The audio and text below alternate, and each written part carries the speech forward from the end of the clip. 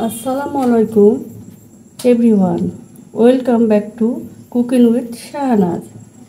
আজকে আমি রান্না করব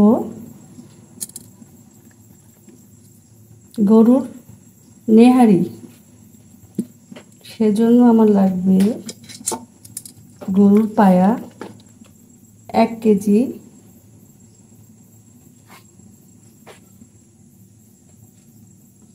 আর এই যে দেখুন মশলা। প্রথমে আমি 1 কাপ পেঁয়াজ দেব, এরপর দেব হলুদ গুঁড়ো 1 টেবিল চামচ,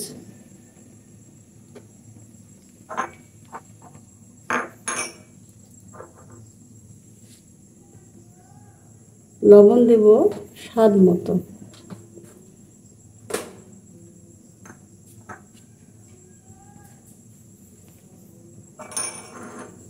মরিচ গুঁড়ো 1 টেবিল চামচ, অথবা আপনারা স্বাদ অনুযায়ী দিতে পারেন, যে যেরকম ঝাল খেতে পছন্দ করেন এরকম।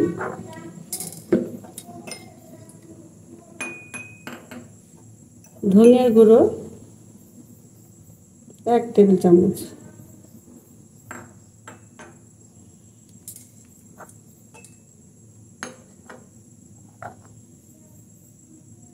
জিরার গুঁড়ো 1 টেবিল চামচ,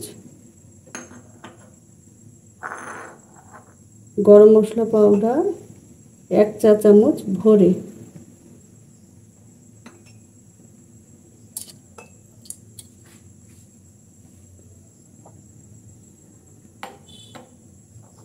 আদা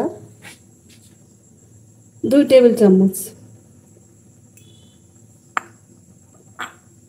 রসুন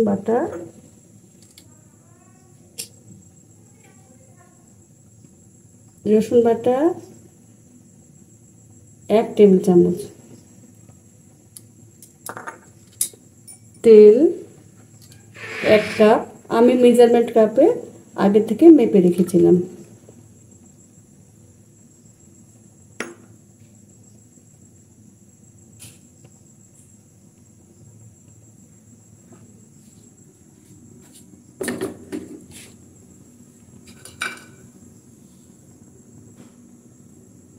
তেজপাতা, দারুচিনি, এলাচ, লবঙ্গ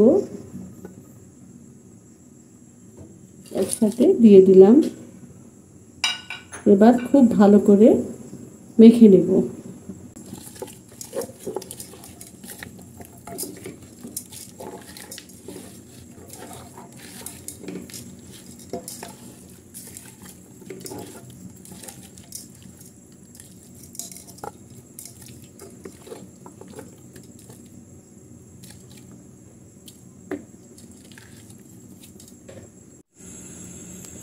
খুব ভালো করে এবার মেখে নিব।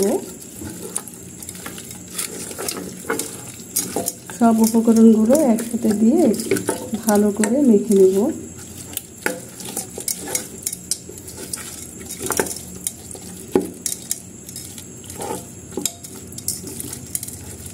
আসলে আমার পায়াগুলো একটু বেশি বড় করে কাটা হয়েছে, আর একটু ছোট করে কাটলে ভালো হতো।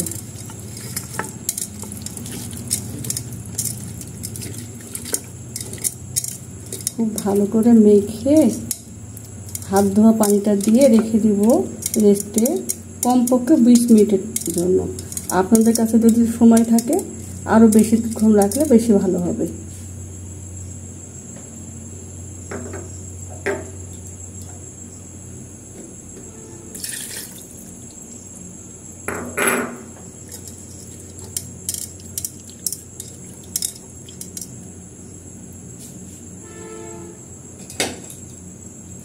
তো 20 মিনিট পর ফিরে আসছি। 20 মিনিট পর ফিরে এলাম। এখন আমি ফুটানো পানি দিব সিদ্ধ হওয়ার জন্য। এখানে আমি 1.5 লিটার মতন পানি ব্যবহার করছি।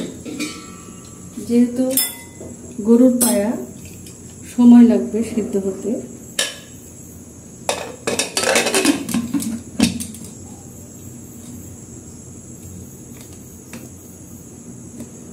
আসছি কিছুক্ষণ পর।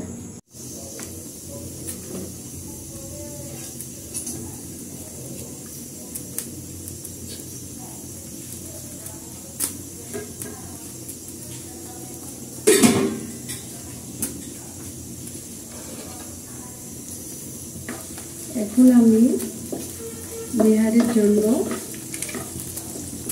পেঁয়াজ আর শুকনো মরিচ ভেজে ফোড়ন দেব।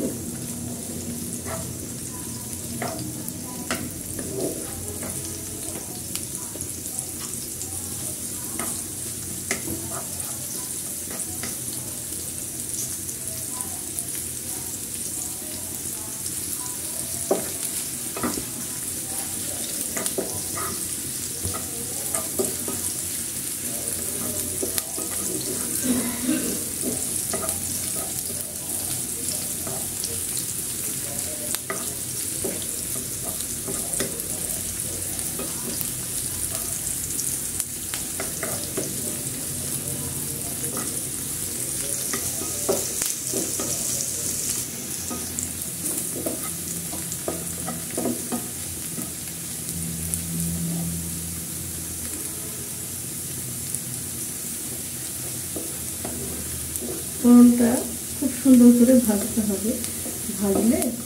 সুন্দর করে ভাজলে সেন্টটা সুন্দর হবে, স্মেলটা ভালো লাগবে।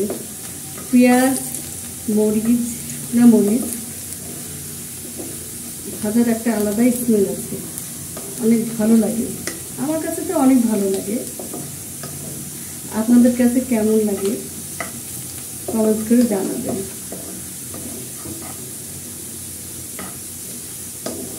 আসলে রান্নাটা হলো একটা শিল্প।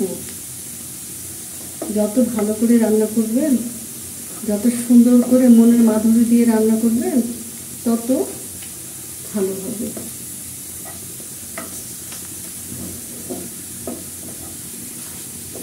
ফিরে এলাম। এই পর্যায়ে আমি একটু আবারও 1 চামচ গরম মশলা পাউডার দেবো। এই গরম মশলা পাউডারটা আমি বাসায় নিজে তৈরি করেছি। আমি প্রত্যেকটা মশলাই বাসায় তৈরি করি। জিরা, ধনিয়া, মরিচ গুঁড়ো সবগুলোই বাসায় করি। দেখুন যে বেশ থিকনেসটা চলে এসেছে। আমি আরেকটু রাখবো, আরেকটু থিকনেসের জন্য রাখবো। এই পর্যায়ে আমি এখন বেরেস্তাগুলো দিয়ে দেব।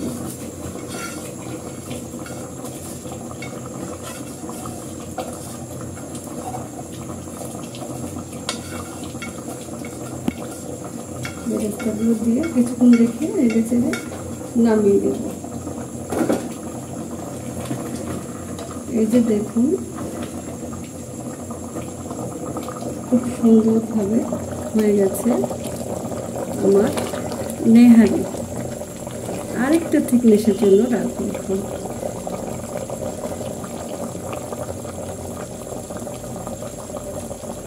তো আসছি কিছুক্ষণ পর।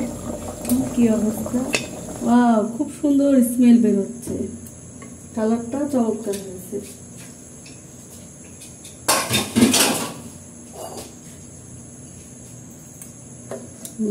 থিকনেসটাও খুব সুন্দর হয়েছে আর খুব সফটও হয়েছে।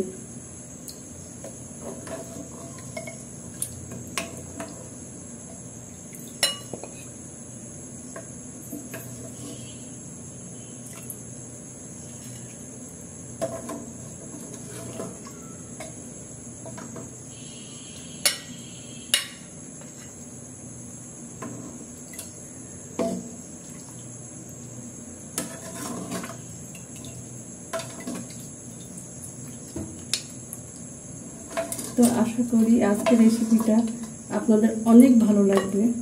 যদি ভালো লেগে থাকে অবশ্যই বাসায় আপনারা ট্রাই করবেন, করে খেয়ে দেখবেন কেমন হলো কমেন্টস করে জানাবেন।